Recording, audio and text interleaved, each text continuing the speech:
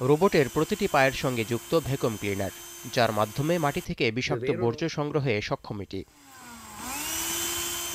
সিগারেটের বাটসহ পরিবেশের জন্য ক্ষতিকর সব ধরনের ফেলনা সরঞ্জাম শনাক্ত ও অপসারণের ভাবনা থেকেই রোবটটি উদ্ভাবন করেছেন ইতালির একদল গবেষক। তবে প্রাথমিকভাবে শুধু সিগারেটের বাট সংগ্রহের সক্ষমতা যাচাইয়ের মাধ্যমে এগিয়ে যাচ্ছে গবেষণা।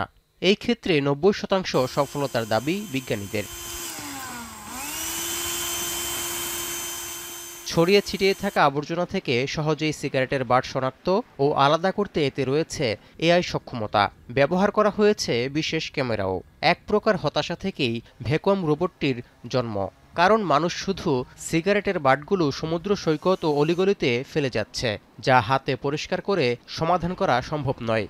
We also talked to some environmental association here. They say the cigarette butts, they get flushed down into the drains of the water, rainwater, and they all end up in the sea. So you end up with these huge number of cigarette butts that have all nasty, toxic substances inside in the sea.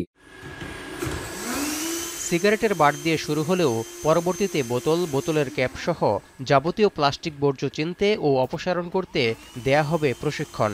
এমনকি কোন এলাকায় কী পরিমাণ ক্ষতিকর বর্জ্য আছে সে বিষয়ে পরিসংখ্যান তৈরিতেও রোবটটি সক্ষম করে গড়ে তোলা হবে বলে দাবি গবেষকদের।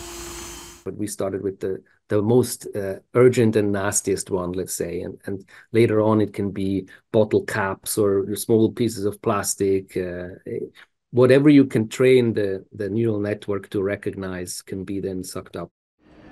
তামাক নিয়ন্ত্রণে বিশ্ব স্বাস্থ্য সংস্থার দেয়া তথ্য বলছে, প্রতি বছর আনুমানিক 4.5 লাখ কোটি সিগারেটের বাট ফেলে দেয়া হয়, যা যে কোনো জলাশয়ের ক্ষতি করতে পারে। পাশাপাশি সিগারেটের বাট থেকে নির্গত রাসায়নিকগুলো সামুদ্রিক এবং স্বাদুপানির মাছের জন্য ভয়াবহ হুমকি। তৌহিদুর রহমান, এখন বিশ্ব।